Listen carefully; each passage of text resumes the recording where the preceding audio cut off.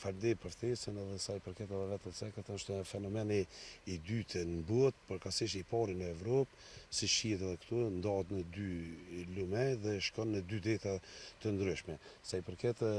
funksionalizimit të kësaj, besoj që është bërë një punë e mirë, sidomos me intervenimin e Ministrisë Kulturës, një ashtu edhe me Ministrinë e Mjedisit dhe Planifikimit Hapësinor, sepse ky fenomen natyror shumë i shmueshëm dhe shumë i rëndësishëm për trashëgiminë kulturore ka qenë jashtë funksionit. Vitin e kaluar ka qenë pothuajse i tërë pa ujë, ndërsa këtë vit është funksionalizuar dhe është shpresdhënës. Sa i përket vizitorëve, besoj se vitet e kaluara i kemi pasur shumë të varfërta për ta pru dikan për ta vizituar, sepse ka qenë mungesa e dukshme e ujit, ndërsa tash besoj që edhe të gjithë ata vizitorë që do të vinë do të kënaqen me pamjen e këtij bifurkacioni i cili është i vetmi në Evropë dhe i dyti në botë. Sa i përket marketingut për fenomenin e viteve të fundit është duke u punuar mjaft shumë